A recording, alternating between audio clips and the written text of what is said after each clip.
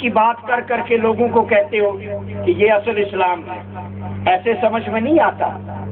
آپ سورج کو جب دیکھیں گے آنکھیں چندھی آئیں گی، آپ اسی کے اینگل میں ایک شیشہ رکھ دیں، اب سورج دیکھیں، سورج بھی نظر آئے گا، آنکھوں کی وہ گرمی کم ہو جائے گی، مقصد سورج دیکھنا۔ اسی اینگل میں 100 آئینے رکھ دیں اسی زاویے میں، آخری آئینے تک سورج بھی نظر آئے گا، آنکھیں بھی نہیں چندھی آئیں گی۔ ایسے ہے یا نہیں ہے؟ اس کی لائٹ ریفلیکٹ ہو کے ڈسٹریبیوٹ ہو رہی ہے اور اس کی لائٹ کا امپیکٹ کم ہوتا جا رہا ہے، اور اس کی لائٹ کے اندر جو پاور ہے، جو چبھن ہے، وہ کم ہوتی جا رہی ہے۔ سویں شیشے میں دیکھیں گے سورج بھی کلیئر ہوگا، لائٹ کی چبھن بھی محسوس نہیں ہوگی۔ اسی طرح دین کے اندر، دین کی معرفت کا سورج ذات خدا ہے۔ اب اگر اس کو دیکھنا چاہتے ہو تو ڈائریکٹ دیکھو گے تو جل کے راکھ ہو جاؤ گے، اس لیے کہ دنیا کا سورج 7.4 ٹریلین ہے، اس کو ڈائریکٹ دیکھتے ہو آنکھیں چندھیاتی، تو وہ تو حسن کا مرکز ہے، وہ لائٹ کا مرکز ہے، اسے دیکھنے کا سوچ رہے ہو کہ وہ کہتا ہے مجھے دیکھنا ہے، مجھے دیکھنا ہے، تو میں اپنا آپ اس طرح نہیں دکھاتا، چلا کے راکھ کر دیتا۔ میں دنیا کے سورج کی طرح نہیں ہوں کہ جسے دیکھیں تو فقط آنکھیں چندھیاں آئیں۔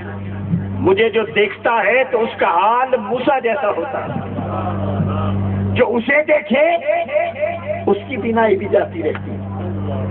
دور کو دیکھ لو، سرما بنا کے رکھ دیا، ایک صفت کی تجلی کی، ذات کی نہیں کی۔ تو اے طالب معرفت حق، اس حق کو بے نقاب دیکھنے کی بات کرنے والے، وہ خود دکھاتا نہیں ہے، جس دن اس نے دکھا دیا اس دنیا کا آخری دن ہوگا۔ وہ نہیں دکھاتا، وہ کہتا ہے میں نے اپنا آپ ایک آئینہ گنبد خضرا میں نصب کر کے اس میں دکھا دیا۔ اب جو مجھے دیکھنا چاہے وہ گنبد خضرا کے آئینے میں دیکھے، وہ آئینے میں دیکھے، میرا نور بھی نظر آئے گا، میرے مصطفیٰ کی معرفت بھی ملے گی، چلنے سے بھی بچ جائے گا۔ وہاں دیکھیں، اب گنبد خضرا میں دیکھنے کا طریقہ کیا ہے؟ میرے کریم آقا نے فرمایا میں نے اندر کی صفائی کے لیے علی کو مختص کر دیا، تو مصطفیٰ نے معرفت کا آئینہ نجف کے اندر نصب کر دیا۔ اب کوئی مصطفیٰ کو دیکھنا چاہے وہ نجف کے آئینے میں دیکھے، رخ مصطفیٰ نے محسوس ہو، وہ نظر آئے گا۔ اب صاحب نجف مولا کائنات جو امام ولایت، آپ نے پھر آگے آئینے ڈسٹریبیوٹ کیے، فرمایا جو میری جھلک دیکھنا چاہے وہ میرے اس بیٹے عبد القادر کے آئینے کو دیکھ لے، میں علی بھی نظر آؤں گا، مصطفیٰ کا چہرہ بھی نظر آئے گا۔ عبد القادر سے پوچھا آپ کو دیکھنا ہو؟ فرمایا میں نے تقسیم کر دیا اللہ کی معرفت کے نور، میں نے ایک آئینہ اجمیر کے اندر نصب کر دیا، ایک شہر بند میں، ایک نقش بند میں، ایک لاہور میں، ایک گولڑا میں نصب کر دیا۔ تو اب کیا کرو؟ میرے علی کے آئینے میں دیکھ، میرے علی کے آئینے میں تجھے عکس نظر آئے گا حضور غوث الاعظم کا، غوث کے آئینے میں دیکھ تجھے معرفت ملے گی علی المرتضیٰ کی، اور علی کے آئینے میں دیکھ مصطفیٰ کی معرفت کا نور، مصطفیٰ کی جلوتوں کا نور، مصطفیٰ کے جمال کا نور، آقا کی سیرت کا نور، وہ سارا نظر آئے گا۔ تو جب تو جمال مصطفیٰ میں آئے گا، کھو کے حضور کے چہرے کو تک کے آگے کی بات کرے گا، مولا تجھے تکنا چاہتا ہوں، تو آواز آئے گی کوئی اور نہیں ہے بس مصطفیٰ کو دیکھ، اسی کا جلوہ اصل میں میرا جلوہ، اسی کا جمال اصل میں میرا جمال، اسی کا تکنا اصل میں میرا تکنا ہے۔ تو کس در پہ جا رہا ہے؟ بس آ جا میرے یار کے در پہ آ جا، تکتا اس کو رہے، معرفت میری میں۔ یہ ہے طریقت کا تصور، کس طرف جا کے کسے دیکھنا ہے۔ آؤ گولڑا کی نسبت میرے علی کے در پہ وہ معرفت کا نور بھی دیتا ہے، اسے چلی کی جھلک بھی دکھاتا ہے۔ یہ ہے تھرو پراپر چینل اللہ رب العزت کی معرفت کو سمجھنا، حضور کی سیرت اور محبت کو سمجھنا۔ اب اگلی بات، ان لوگوں سے کیسے ملا جائے، کون لوگ ہیں، ان کی پہچان کیا ہے؟ جو حضرت نے فرمایا آج کے دور میں کیسے پہچانے، فرمایا بس پھر نفسک مع الذین یدعون ربهم بالغداۃ والعشی یریدون وجہہ۔ قرآن بتا رہا اپنے آپ کو ان لوگوں کی سنگت میں بٹھا لے، جما لے، بس پھر نفسک، ان لوگوں کی یدعون ربهم، جو ہر وقت اپنے رب کو پکارتے ہیں۔ کیا ہر پکارنے والے کو اس کی سنگت میں بیٹھے؟ فرمایا نہیں، بالغداۃ والعشی، جو صبح و شام اللہ کا ذکر کرنے والا ہو ایسے ولی کے پاس بیٹھ۔ تو کیا ہر ولی کے پاس بیٹھ جاؤں جو صبح و شام اللہ کا ذکر کرے؟ فرمایا نہیں، یریدون وجہہ، جو ذکر کرے ثواب کے لیے اس کے پاس مت بیٹھ، وہ دنیا دار ہے۔ جو دیدار کے لیے ذکر کرے اس کے پاس بیٹھ، وہ میرا ہے، وہ میرا طالب ہے۔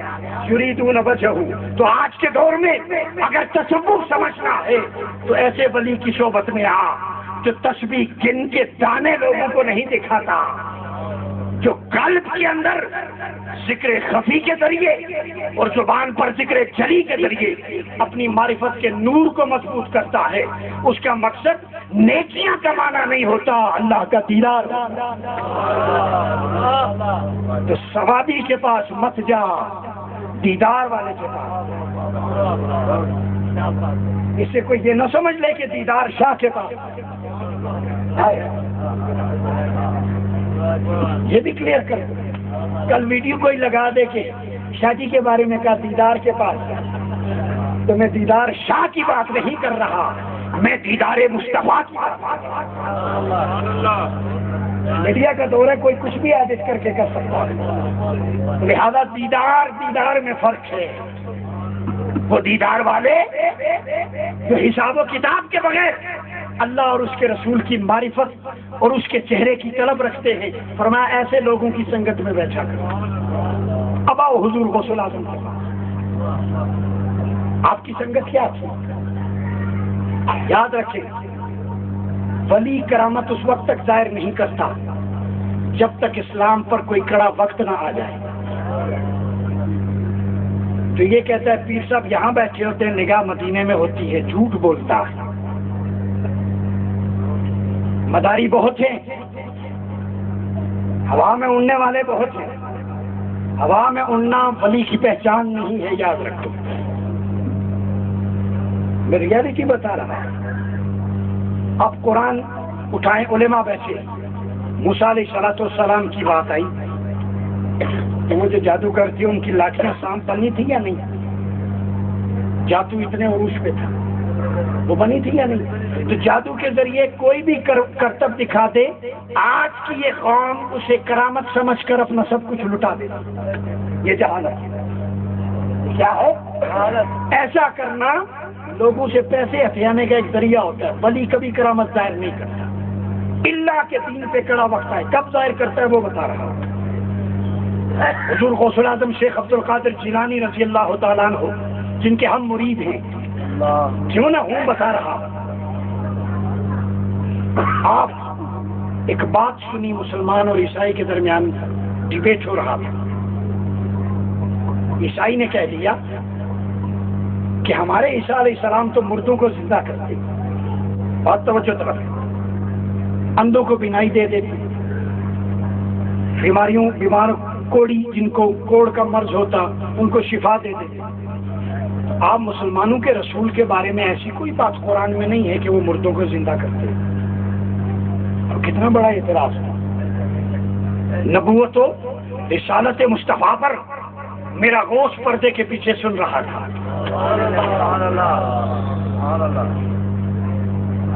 اس لیے نہیں فرمایا آقا نے، ویسے نہیں فرمایا، ان اللہ تعالی یبعث علی کل رأس